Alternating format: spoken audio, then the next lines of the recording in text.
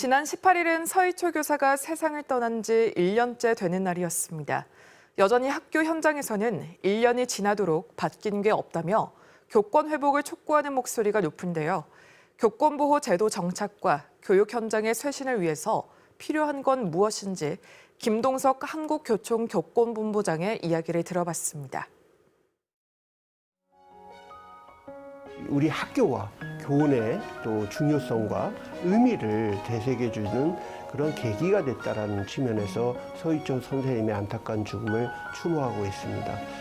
이러한 과정을 통해서 교권 5법이 제정이 됐고 또 정부의 그 교권 보호 대책이 마련됐음에도 불구하고 여전히 그때 당시에 경각심을 가졌던 분위기는 사라지고 여전히 교권 추락과 툭하면 아동학대 신고 또 체험학습 과정에서 모든 책임을 교원에게 돌리는 그런 현실의 안타까움을 전하는 상황이 지속되고 있다.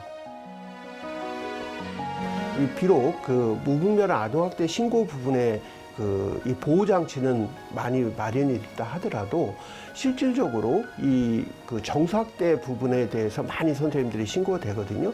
또 그거를 해결하기 위한 과정과 절차의 모든 입증 책임도 교사한테 고스란히 전가되고 있다는 거죠. 그 기간도 그 짧게는 6개월, 길게는 1년 넘게 걸리고요.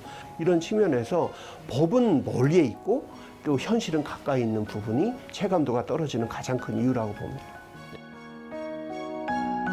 학생 인권 조례가 없어졌다고 학생의 인권이 후퇴하거나 침해됐다는 부분은 좀 과도한 주장이라고 보여지고요. 실질적으로 매년 국제연구기관인 청소년정책연구원에서 학생의 인권을 또 학교에서 교사가 얼마큼 보장하고 있느냐는 질문에 95.5% 이상의 학생들이 나는 학교에서 인권을 보장하고 있다라고 이렇게 많은 수치적으로 학생들도 인정을 하고 있거든요. 반면에 교사들 같은 경우는 수업을 방해하고 학칙을 어기고 교권을 침해해도 그런 학생을 제지할 수 없다. 교권이 침해되고 있다는 비율이 거의 100%가 나오고 있단 말이에요. 이런 권리와 의무의 불균형적인 측면 부분을 해소하는 것이 오히려 학생의 수업권과 학습권 또 인권을 보호하는 것이라고 생각합니다. 학생의 인권과 교권 또 학부모 권리 부분을 같이 통합을 해서 교육 공동체 조례를 해서 그거를 반드시 지키는 어떤 사회적 합의와 노력 실천이 필요한데 저마다의 권리 다툼이 되고 있고 완벽한 조례가 만들어졌다고 하는 현실이 지속이 될 경우에 결국에 가서는 교실 붕괴 교권 추락과 우리 모두를 패배로 만드는 현실은 지속될 수밖에 없다 이렇게 생각합니다. 우수 인재의 교직 이탈과 또 이러한 우수 인재가 교직을 유입하는 부분에 장애 요소가 되고 있다. 결국 서희초 선생님이 저희들에게 던진 교훈과 의미는 이런 교실 붕괴 교권 추락의 현실이 더 이상 가속이 될 경우에는 우리가 모두가 패배자가 될 것이다.